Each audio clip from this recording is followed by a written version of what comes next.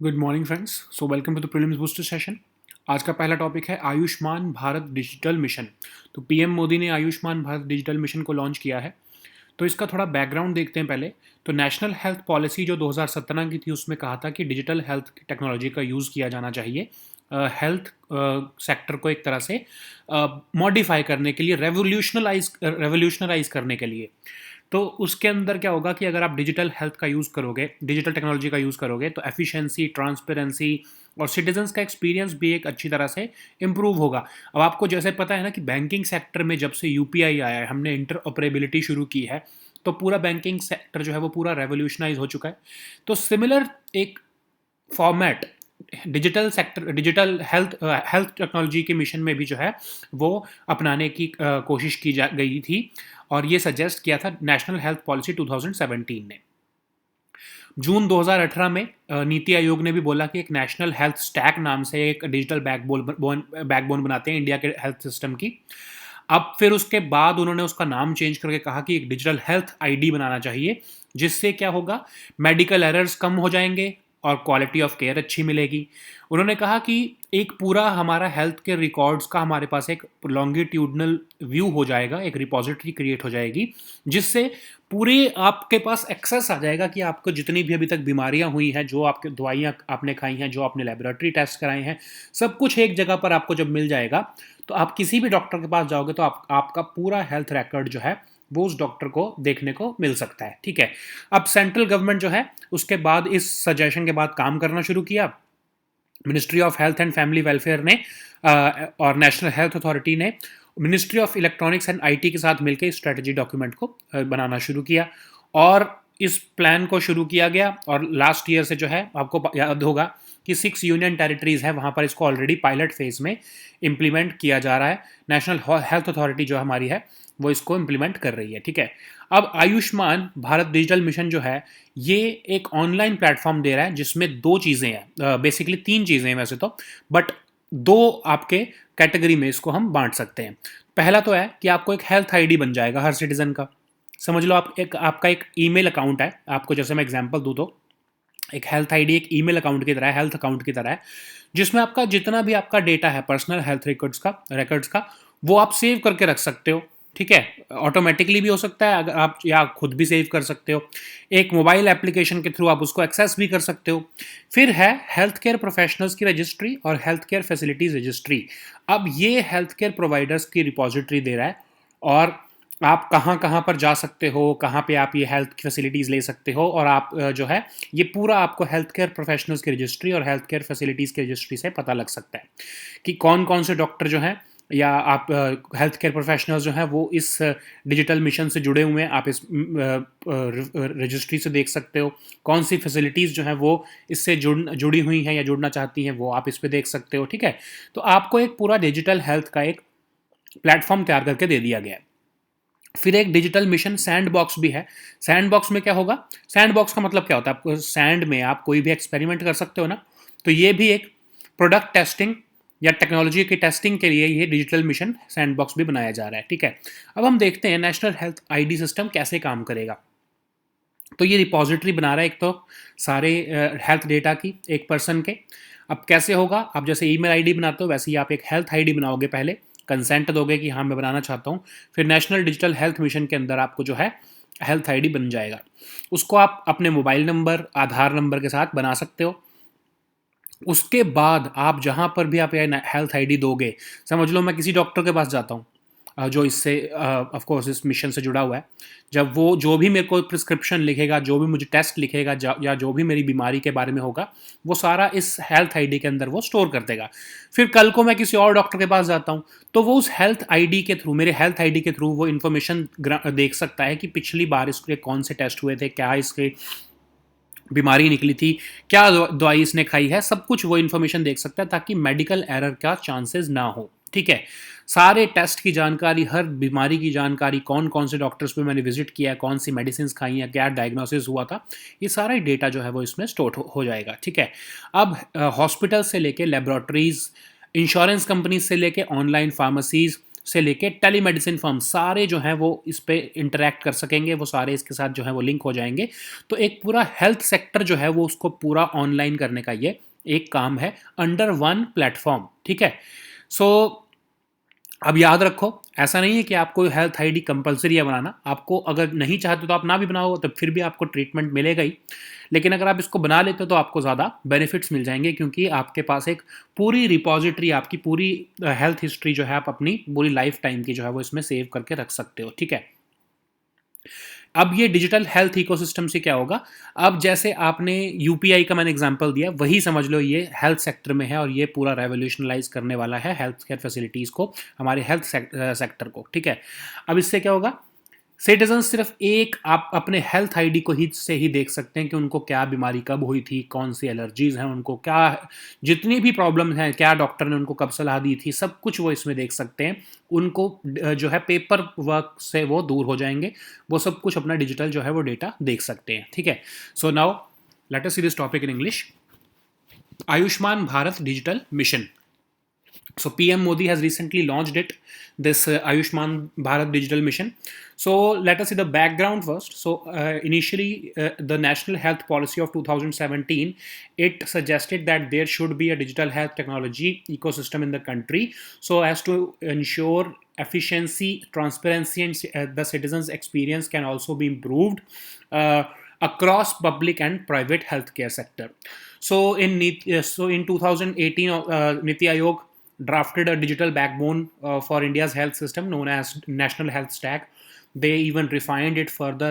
Then they proposed a digital health ID. So it would be similar to an Aadhaar number. So let's assume that you have a number of 42561. So that will be your digital health ID, and it will store all your digital health data, like from which doctor you visited, what disease you had, which medicines did he recommend, what were the test results, which tests did you had, medical tests, okay. So everything will be linked to this digital health ID, so that in case you visit to another doctor or to another hospital, then they will be able to access your health data using this digital health ID. Okay, so after that, central government started working on it once the Niti Aayog suggested that there should be a digital health ID. So several departments, of course, starting from the Health Ministry and National Health Authority, they started working on it. And Ministry of Electronics and IT also was roped in, of course, because it is digital health ID. Later on, it was launched last year as a pilot phase in 6 union territories, and now it is being extended to the entire country. Okay, so in this there will be two main components. Of course, the one deals with yourself as a citizen, and the other one deals with institutions. Okay, so the first one is digital health ID for you, and the second one is healthcare professionals registry and healthcare facilities registry. So in healthcare professionals registry, just imagine that doctors will get registered themselves on this platform.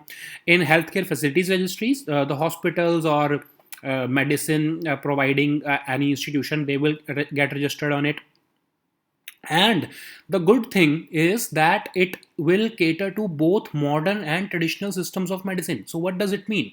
So apart from allopathic, all the Ayush uh, uh, systems will also be accommodated, and they would also be provided a space in this platform. Okay, so there is also a talk of digital mission, Ayushman Bharat Digital Mission Sandbox. So this will basically be a platform where product testing and technology testing can be done.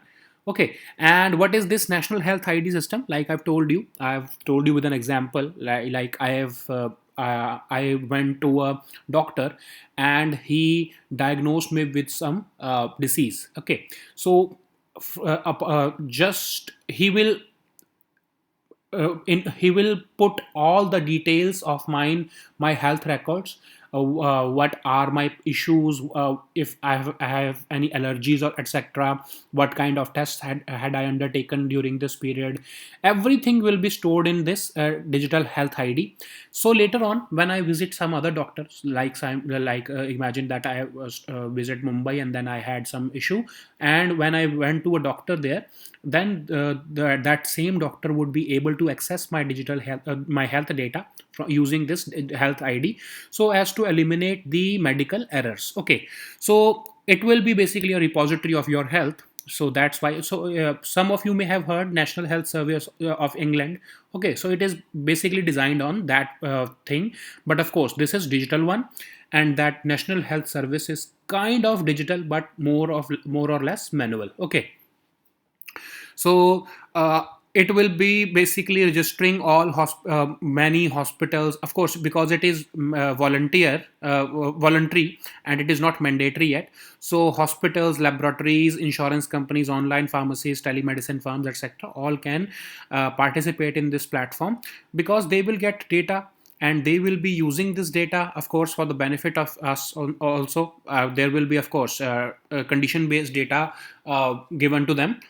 And the significance of this platform is that this will create interoperability. Okay, so telemedicine firms will be able to interact with hospitals, online pharmacies will be able to access to interact with laboratories, and all of these will be able to interact with citizens or patients who are seeking medical health care. Okay, so the significance is that it will allow interoperability. Okay, so currently we have the hospitals working in silos, laboratories working in another area.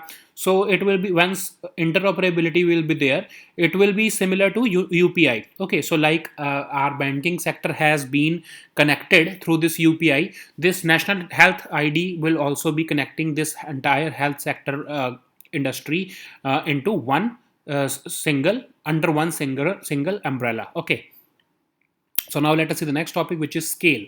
तो India में Indian commerce and industry minister जो है, उन्होंने कुछ industries के साथ एक meeting करी थी लॉकडाउन जब अनाउंस हुआ था 2020 में।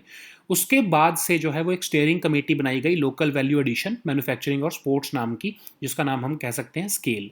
अब इस कमेटी का मकसद ये है कि इंडियन मैन्युफैक्चरिंग को इम्पोर्ट डिपेंडेंस से जो है हम कैसे दूर लेके जा सकते हैं, हम कैसे जो है जो इम्पोर्ट डिपेंडेंस की वजह से जो हमारे पिटफॉल्स हैं हमारी जो इंडस्ट्री में, उसको हम कैसे दूर कर सकते हैं। तो पवन गोइंका जो है महिंद्रा ग्रुप के जो हैं मैनेजिंग डायरेक्टर, उनको कहा गया था कि वो ये ऐसा जो है ये स्केल नाम से जो है ये बनाएंगे इसको, कमेटी को, और उनको कहा गया था कि वो धीरे धीरे इसके ऊपर काम उन्होंने करना शुरू किया। और 17 सेक्टर्स और हैं, जैसे कि टॉयज़, टेक्सटाइल्स, फर्नीचर, ई साइकिल्स, ड्रोन्स एट्सेट्रा, इन सब पर वो काम करना शुरू करेंगे। ठीक है, सो ये जो स्टीयरिंग कमेटी होगी, ये और बहुत सारे एरियाज देखेगी, कैसे उन सबको हम इम्पोर्ट डिपेंडेंस से हम दूर लेके जा सकते हैं। और इसमें ऑफ कोर्स पवन गोइंका जी अकेले नहीं हैं, और भी इंडस्ट्री के सेगमेंट के लोग हैं, जैसे CII, फिक्की, एसोचैम और बहुत सारे गवर्नमेंट के भी रिप्रेजेंटेटिव इसके अंदर काम कर रहे हैं। और ये डिफरेंट कैसे है, ऐसी ये कमेटीज़ तो बहुत सारी बनती रहती हैं, लेकिन ये इसलिए डिफरेंट है क्योंकि इसमें ये कोई रिपोर्ट नहीं देने वाले, ना ये कोई डेडलाइन बना के इनकी कोई डेडलाइन है कि वो कैसे कब उनको रिपोर्ट सबमिट करनी है या कुछ, उनकी कोई डेडलाइन भी नहीं है। और वो सिर्फ ऐसा नहीं होगा कि इंडस्ट्री से आइडिया कलेक्ट किए और चुपचाप उठा के गवर्नमेंट को वही आइडिया दे दिए कि ये ऐसा कर दो, ऐसा कर दो, ऐसा कर दो। वो सबकी सुनेंगे और जो है इम्प्रूव करेंगे, इनोवेट करेंगे, और जो है उसके बेसिस पर जो है वो अपना जो है वो सजेशंस गवर्नमेंट को देंगे। ठीक है, कंसल्टेशन करेंगे सारी इंडस्ट्री के फैक्शन से, लेकिन ऐसा नहीं होगा कि बस चुपचाप जो इंडस्ट्री ने बोला है वो सारी डिमांड्स उठा के, एक तरह से डिमांड्स देने का काम नहीं है, वो सजेशंस देंगे कि कैसे इंप्रूव किया जा सकता है। ठीक है, so now let us see this topic in English, scale. So after the national lockdown was announced in 2020, Minister of Commerce and Industry, Shri Piyush Goyal ji, he set up this steering committee for local value addition, manufacturing and exports. So the task was to navigate Indian manufacturing away from import dependence. So Pawan Goenka, the Mahindra Group's managing director, was roped in, and he was asked to prepare a plan as to how we can get rid of import dependence, which is uh, marring the industry, the Indian manufacturing industry. So the mandate has been extended, and they have been asked to prepare plans for 17 more sectors, like from toys, textiles, furnitures, etc. And this committee will not be only headed, will not be only consisting of the Mahindra Group, Pawan Goenka. It will be having other key personnel also, like from FICCI, CII, ASSOCHAM, etc. And this committee will also be having members from the government, like from DPIIT. Okay, so this committee is different because there are no deadlines. They are not asked that to present a report by a certain deadline. They are not going to give any voluminous reports. They are just going to accumulate suggestions from the industry, and they will vet those suggestions according to the needs of the industry, and they will present the suggestions and not the demands to the government. Okay, so generally when you ask an industrialist what how can we improve a certain business or industry, they just give you their demands. Okay, but this time this committee is not going to give them demands. They are going to give them suggestions that this is how you can actually improve upon. Okay, so now let us see the next topic, which is world tourism day. तो ministry of tourism जो है वो 27 सितंबर को दिल्ली में उन्होंने world tourism day celebrate किया है, जिस इस बार की थीम थी टूरिज्म फॉर इंक्लूसिव ग्रोथ. अब इसमें निधि 2.0 और टूरिज्म स्टैटिस्टिक्स जो हैं वो लॉन्च किए गए हैं और कुछ एमओयूज साइन किए गए हैं. तो हम कुछ टूरिज्म सेक्टर में जो भी रिसेंट इनिशिएटिव्स हैं उनके बारे में देखते हैं. पहला इनिशिएटिव तो है साथी initiative, system for assessment awareness and training for the hospitality industry. तो ये यूनियन मिनिस्ट्री ऑफ टूरिज्म और क्वालिटी काउंसिल ऑफ इंडिया ने मिलकर लॉन्च किया था 2020 में, ताकि होटल इंडस्ट्री को अपने ऑपरेशन सेफली कंडक्ट करने का एक तरह से उनको हम हेल्प कर सकें. क्योंकि जो कोविड के पैंडमिक में होटल इंडस्ट्री ने बहुत सफ़र किया था, तो उनको हेल्प करने के लिए, ताकि वो अपने आप को इस पर रजिस्टर करें साथी वेबसाइट पर. ठीक है, फिर वो उनको अगर कोई बेनिफिट देने हैं तो बेनिफिट भी दे सकती है गवर्नमेंट, या उनकी हेल्प कर सकती है कि कैसे वो अपने आप को इन्फॉर्मेशन के साथ भी हेल्प कर सकती है, कैसे वो टूरिस्ट जो है उनको अट्रैक्ट कर सकते हैं. ठीक है, फिर ऐसे ही एक निधि इनिशिएटिव भी है. तो national integrated database of hospitality industry, ये भी इनिशिएटिव टूरिज्म मिनिस्ट्री और QCI का ही है. आत्मनिर्भर भारत का जो आपका इनिशिएटिव था उसके अंदर ही इसको लॉन्च किया गया था, ताकि एक डेटाबेस बनाया जा सके हॉस्पिटैलिटी इंडस्ट्री का, और उसके हिसाब से फिर उनको जो सर्विसेज देनी है वो इलेक्ट्रॉनिक सर्विसेज वो कैसे प्रोवाइड कर सकते हैं और बेनिफिट्स उनको कैसे दी जा सकते हैं, उसके लिए इस इनिशिएटिव को शुरू किया गया था. अब जो वर्ल्ड टूरिज्म डे है वो United Nations World Tourism Organization वो सेलिब्रेट करता है. तो ये एक यूनाइटेड नेशंस की एक स्पेशलाइज्ड एजेंसी है. 1975 में इसको बनाया गया था टूरिज्म को प्रमोट करने के लिए वर्ल्ड वाइड. ठीक है, हेडक्वार्टर्स इसका मैड्रिड में है, स्पेन में. Okay, so now let us see this topic in English. World Tourism Day. So recently on 27th September, Ministry of Tourism has organized some meetings, and they launched some programs and initiatives on this World Tourism Day. So the theme is for this World Tourism Day was tourism for inclusive growth. On this very day, two initiatives were started, and some MOUs were signed, like this initiative of Nidhi 2.0 and India Tourism Statistics. So we're going to discuss about one or two initiatives which have been started recently in one year, because we are having an exam in the next 1 or 2 weeks. That's why we are going to discuss the recent initiatives which have been announced by the tourism ministry. So the first one is Sathi initiative. It is about system for assessment, awareness and training for the hospitality industry. So it is started by Union Tourism Ministry along with Quality Council of India. So it is basically trying to help the hotel industry, because they have suffered the most during this COVID pandemic period, and so that they can register themselves on the website of Sathi, and they will be receiving information and suggestions and every kind of new practices that they can adopt in their business, so as to recover from this COVID induced slowdown. Okay, so another one was Nidhi initiative. So this was also launched by Ministry of Tourism as well as Quality Council of India. It was a part of Atmanirbhar Bharat initiative.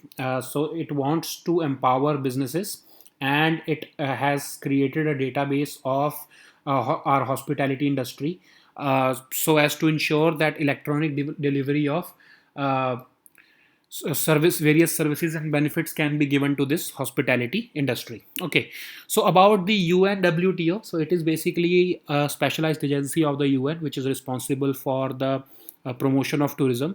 It was established in 1975, and the headquarters of this UNWTO is in Madrid, Spain. Okay, so now let us see the next topic, which is gilt edged securities. So gilt edge securities क्या होती हैं? ये government securities होती हैं जिसके through government जो है वो पैसा उठाती है मार्केट से, एक तरह से लोन लेती है। गवर्नमेंट सिक्योरिटीज़ आपको पता ही है। तो गवर्नमेंट ऑफ इंडिया ने डिसाइड किया है कि वो 5.03 लाख करोड़ का जो है वो गिल्ट एज सिक्योरिटीज़ इशू करेंगे अगले 6 महीने में। और अब हम देखते हैं कि गिल्ट एज सिक्योरिटीज़ होती क्या हैं और इनको हम गिल्ट एज्ड ही क्यों कहते हैं। ठीक है, तो पहले तो देखते हैं गवर्नमेंट सिक्योरिटीज़ क्या होती हैं। तो गवर्नमेंट सिक्योरिटीज़ बेसिकली यही होती हैं, वो इंस्ट्रूमेंट्स जिसके थ्रू गवर्नमेंट मार्केट से पैसा उठाती है। अब ये गवर्नमेंट क्रिएट करती है ताकि पब्लिकली लोन ले सके वो मार्केट से, और इसके ऊपर कुछ इंटरेस्ट मिलता है। ऑफ कोर्स मार्केट डिटरमिन्ड होता है वो भी। और दो तरह की होती हैं गवर्नमेंट सिक्योरिटीज़, एक शॉर्ट टर्म, एक लॉन्ग टर्म। शॉर्ट टर्म वाले को हम ट्रेजरी बिल्स कहते हैं। जनरली जो ट्रेजरी बिल्स होते हैं शॉर्ट टर्म होती है, 1 ईयर की टर्म से कम होती है इसकी मेचोरिटी पीरियड। तो 91 डे, 182 डे, 364 डे, ये 3 मेन तरह के जो हैं ये ट्रेजरी बिल्स होते हैं। लॉन्ग टर्म सिक्योरिटीज़ को हम गवर्नमेंट बॉन्ड्स या डेटेड सिक्योरिटीज़ भी कहते हैं। ये जनरली बहुत लंबे टाइम की होती है, जैसे 5 साल, 10 साल, 15 साल। ठीक है, अब फीचर्स क्या होते हैं गवर्नमेंट सिक्योरिटीज़ के? एक तो बहुत इंपॉर्टेंट है ये कि ये बहुत पॉपुलर है, क्योंकि पता है हमको कि कभी गवर्नमेंट डिफ़ॉल्ट नहीं करेगी। ऐसा तो होगा नहीं कि गवर्नमेंट आपका पैसा मार के भाग गई। ठीक है, इसलिए कमर्शियल बैंक्स जनरली इसी में इन्वेस्ट करते हैं ज़्यादा अपना, क्योंकि बहुत सेफ़ है ये, लिक्विडिटी भी बहुत अच्छी होती है और इन्वेस्टमेंट की अपॉर्चुनिटी बल्क में होती है उनके पास। ठीक है, अब इसके 3 मेन फीचर हैं। एक तो ज़ीरो इनकम डिफ़ॉल्ट, मतलब वही कि पैसा आपका नहीं मारेगी गवर्नमेंट, कभी भी डिफ़ॉल्ट नहीं होगा। हाई रेट ऑफ रिटर्न मिलता है, और 100% लिक्विडिटी, मतलब 100% लिक्विडिटी है। इसको आप कहीं भी इसको आप इन कैश करा सकते हो। आपको कभी भी कोई मना नहीं करेगा कि आप किसी को गवर्नमेंट सिक्योरिटी दे रहे हो, और वो कभी मना नहीं करेगा आपको, कोई भी इन्वेस्टर, कि मैं उसको नहीं खरीदूंगा। ठीक है, फिर अब इनको गिल्ट एज सिक्योरिटीज़ क्यों कहते हैं? क्योंकि जनरली पहले जब ये सिक्योरिटीज़ जो इशू करती थी गवर्नमेंट, तो जो इसके सर्टिफिकेट्स प्रिंट करके वो देते थे आपको, तो उसके जो एजेस होते थे उस पर वो गिल्डेड होती थी, मतलब गोल्डन कलर की एजेस होती थी, तो इसलिए इसका नाम गिल्ट एज्ड सिक्योरिटीज़ पड़ गया। ठीक है, so now let us see this topic in English, guilt aged securities. So government of India has recently decided that they will be raising 5.03 lakh crore rupees in the next 6 months, and these government securities are also known as gilt edge securities, and I'll tell you why in the later part of this section. So government securities are basically instruments through which the government borrows money from the market. They're also known as, of course, gilts or gilt edge securities, and it is basically the government raising public loan from the market. There are two types of government securities, short and long term. In the short term, they are known as treasury bills. So generally treasury bills are less than one, having a maturity of less than 1 year. So they are generally 91 day, 182 day, or 364 day treasury bills. Long term government securities are known as government bonds or dated securities. They have a maturity period of 5, 10, or even 15 years. So because these government securities are very popular, the commercial banks generally prefer to invest in them, because they have advantages of safety, liquidity, and bulk investment opportunities given by the government to them. So because they have the government is not going to default. So there are three basically features of these government securities. The first is that the government is not going to default, so they have zero income default. There is high rate of return. High rate of return is given by the government on these securities. Also the market, because they are linked with markets, so high rate of return is generally received by the investors. So, and they are having 100% liquidity. It means that there is no problem in case you want to sell them.